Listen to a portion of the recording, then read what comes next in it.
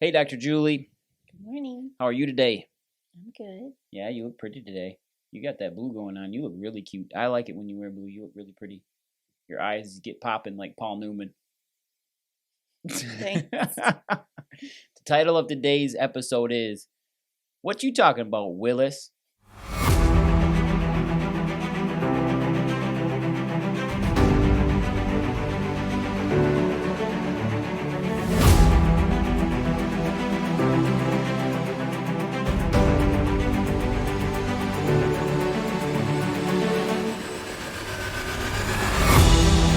Hey everybody, welcome back to the Prime Podcast. I am your host, the Bowtie Chiropractor, Dr. Skip Wyss, and as always, I have the amazing co-host, Dr. Julie Wyss, Dr. Fairy Fingers, the BDC certified coach. It feels like I'm introducing you for an ultimate fighter fight.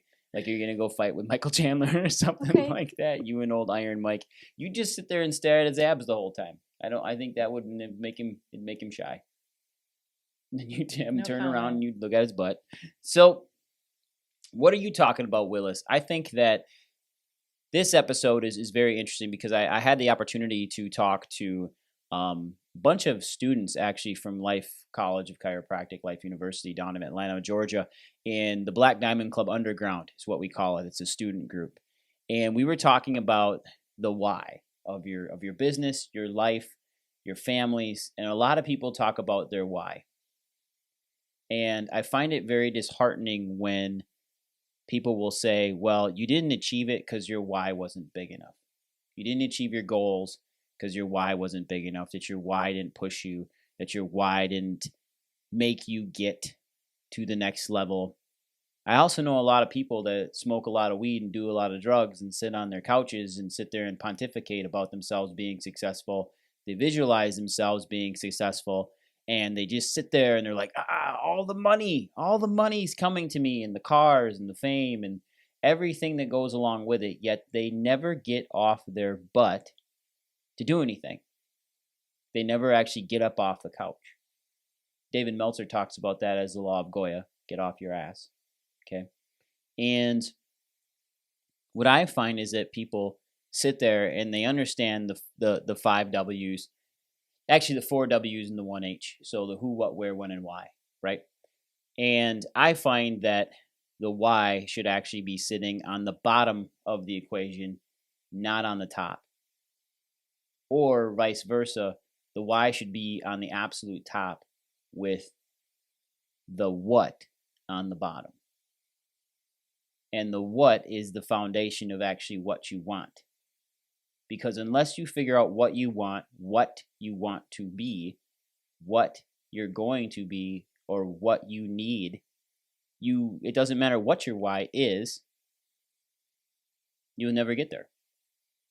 And in fact, it starts with, what's your why? Do you follow me? So it's not, my why is this, it's what is your why? What? What is the key to all of this? What do you want? Could you elaborate a little bit on that when you talk to your coaching clients? Of a what? Yeah, of a what, because I think the what is the biggest driver of all of this. Well, I think that's what's also the hardest. And I think some people get stuck on, like, maybe they know what the what is, and then some things happen in their life, and then that what changes, and then then they feel like they've lost course correction. They don't know how to get back to what they wanted. And so I think understanding that your what can always be changing. Mm-hmm. And once you know that the what can always be changing, and you maybe know what you want, what you envision, then that's your why is what holds you to that what. I feel like this is like a tongue twister. Well, yeah, it's a tongue twister because a lot of people can't, it's a brain twister because a lot of people can't put their heads around what they actually want. You know, to sit there and say, from people will say like, well, my why. Well, my why is my kids. My why is you. My why is I don't want to starve. Like my why is I want to support my family.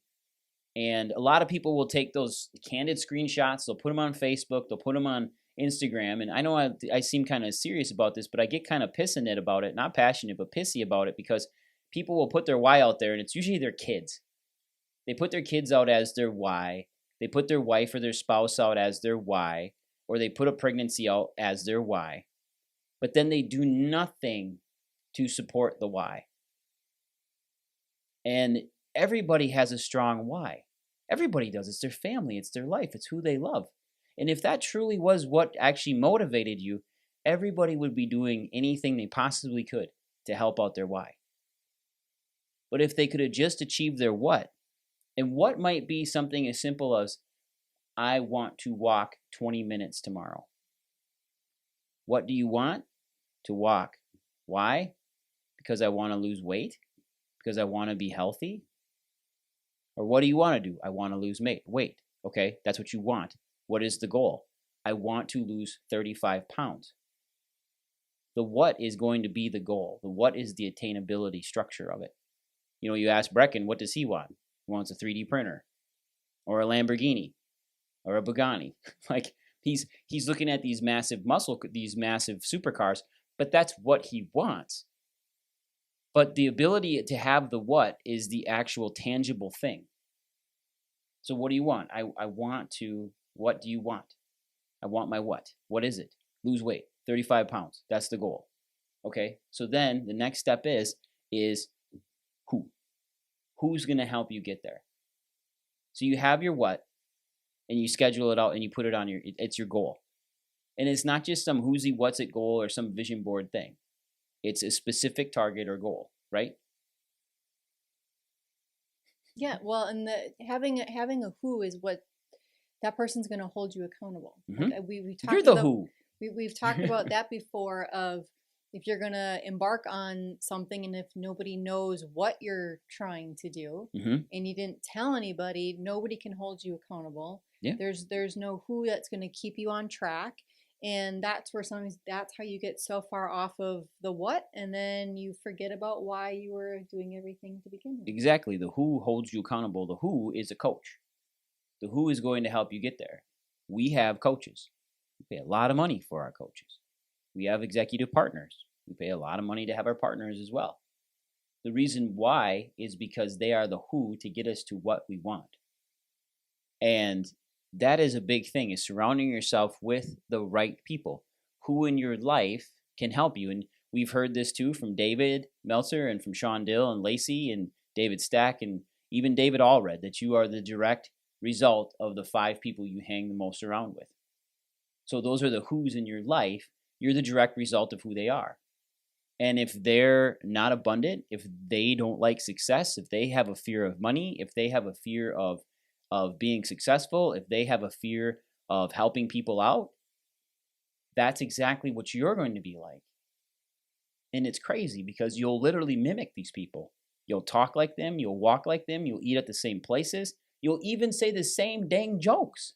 And if you find yourself like that out there, moms, dads, folks, everyone, you know, if you start repeating the stuff that the people are around you and you're like, why would I say that kind of thing? They're probably not the right person to be around. In fact, I was talking to a really close friend of mine right now, and he has an office manager who is just like his wife. And the office manager says some very, very mean things about her husband at times. And his wife says the same stuff. And I told him, I said, that's because she's around that person all the time. So it just becomes second nature to say things about a spouse that maybe not be true or could be very, very hurtful. But because they're like the same person they're around, it's the who in their life and it's who they primarily spend their time with. They start reacting and responding to situations the exact same way. You know, we work with people all the time, and you have an amazing assistant. She's wonderful, and she sees the way that we interact with one another, and she loves it because she likes the way that we interact with one another, and she interacts the same way with her spouse, and she sees the positivity that you are with me, and she sees how positive I am with you. And yes, me and you have disagreements. We don't have a perfect utopian, well, we do have a very good marriage, but we do have disagreements. We do disagree. I don't say that we ever shout and argue at each other.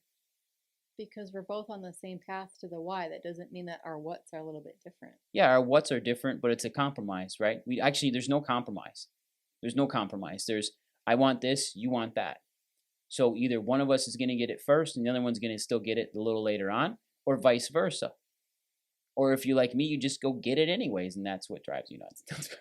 Because my birthday's coming up, and it makes her a little nervous. Apparently, I'm one of the toughest people to buy birthday gifts for ever. Right? Yeah, because you always buy it yourself. That's right. Well, I just kind of know what I want. So who is the biggest importance? And I would say one of the best people that people could work with, the who in my life is you. And this isn't, I'm going to promote you because I think you're one of the best coaches in the world. I think your clients have seen a direct result in your coaching and how you keep them on track, what you do for them, and the ability of them to work with other people. I think you're one of the best, most special people in the world, especially when it comes to coaching. I mean, I've coached with you for 15 years, and we're pretty damn successful because of you.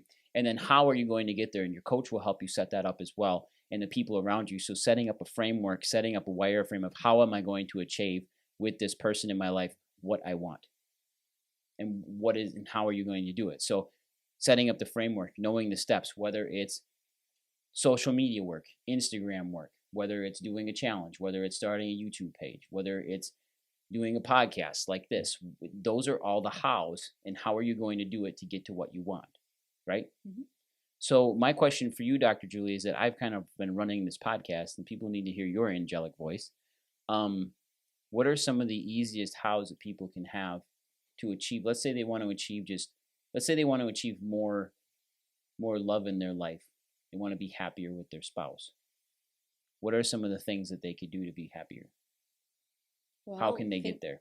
How can they get there? Think of like what makes you happy, and does the person that you surround yourself with, do they know what those things are?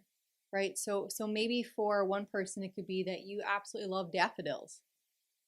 But if you didn't actually tell anybody that you love daffodils, and maybe that's all that it would need for you to get a flower bouquet once a week, that could start to change that happiness, right? So having those discussions and letting people know, okay, this is what I'm feeling. These are the things that you can do to help me to feel happier. It's also, again, like we talked about, checking who you're surrounding yourself with. Right? So if you feel that you are constantly, maybe it's depressed or just feeling low on energy, and you feel like you're just missing something, check with who you're surrounding yourself with. If you're not surrounding yourself with anybody, right, then we need to start surrounding yourself with the right people. And so that is building a community. And that's, I think, why we're also super successful, is that we always have a community within our clinic. And so we are always, and it's not for our benefit. It is for everybody else that's kind of, maybe they're feeling sad. Maybe they just need to build friendships. Maybe they just need an excuse to get out of the house. So we at least have the venue. We have the meeting space for these people to come together, to be able to gather. So then if that's what they're looking for, is to feel more engaged, feel more of a community presence, just to feel loved on, that's what that is. But if you haven't told somebody else that, hey, I feel like this is what's missing, that other person can't help you with the how of, well, let's figure out how we can get you to that meetup. Let's figure out how we can get you into some different support groups. Let's figure out how we can maybe go to church together. Let's figure out how we can bring that back into our marriage or into our friendships. I think church is an incredible opportunity to create community if you don't have one. Church is a place where your church, I hope that you're comfortable at, that you find the right place. The churches have to fit like gloves. All 5 fingers have to fit. If one doesn't fit, you're probably not meant to be there. And I think that having a community based off of faith and foundation in faith is huge. Also having the how there is knowing how to create that community, or how to find the right people inside your church that can help you. And sometimes the people around you, the who's, might not be the person you think until you start meeting them. They might be the person that pushes back a little bit. They might be the person that asks you questions, tough questions, maybe says a statement to you that makes you think. And then they create this structure of, how do you get to the right place? How do you have this person in your life? And how are you going to get to what you want? The next step then is, from there, is to know when. When is key. So we've got what, who, how, and then when. And when is the target? When is the date? When are you going to achieve and get to the what?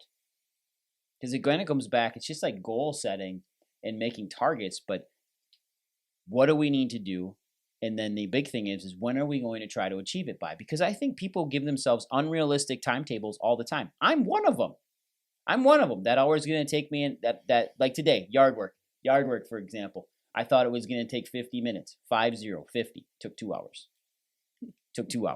No matter how hard I tried to work, no matter how fast I was going. And I had Brecken working with me, which he did a good job, but I did a lot of work because he took a couple water breaks, and because that's fine.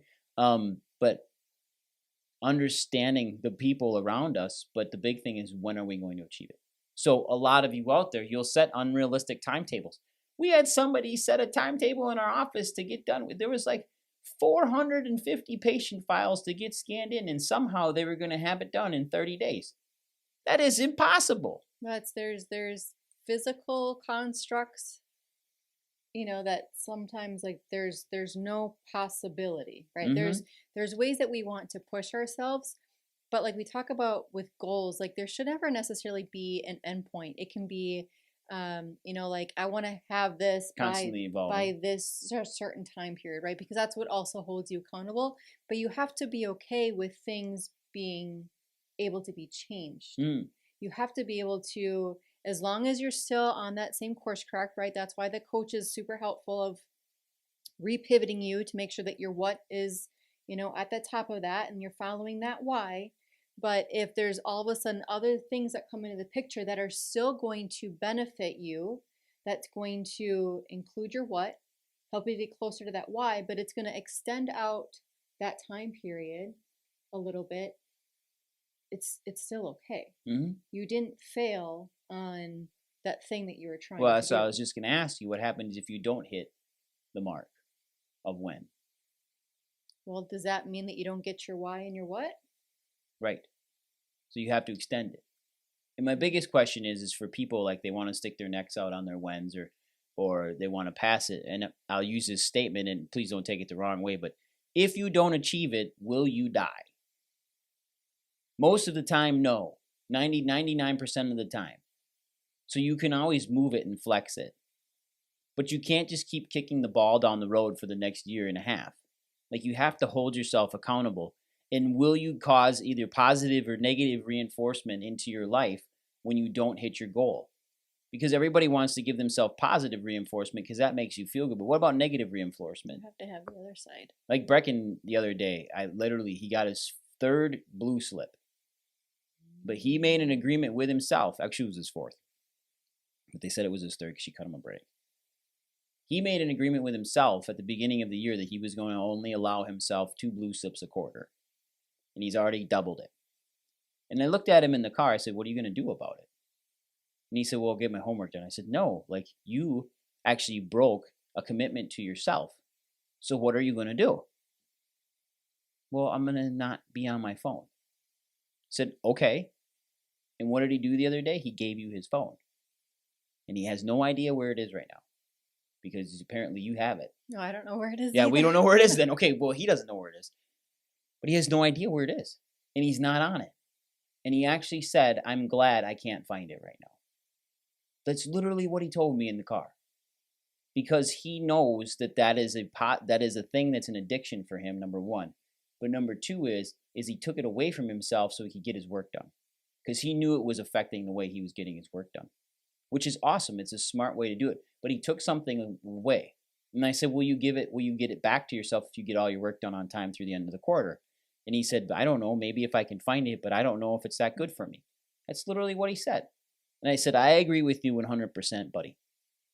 And it's the same thing, though, that you and I do. It's the same thing that a lot of people out there should do, is sometimes you need to take something away from yourself to make yourself achieve your goal and get it back. I bought a very, very nice wallet a couple weeks back. I haven't opened it. I haven't taken it out of the box. I haven't even taken the ribbon off the box yet. Because I have a very, very specific goal in mind before I open it. And it may never come out of the box, but I hope so soon because I'd really like to use it. And I don't want to jump the gun and I don't want to take away anything from it, but I need to stick to my goal and I need to know when I need to achieve it by. And if I don't, I can't open it. and then I got to push it out again. Drives me nuts, but that's okay.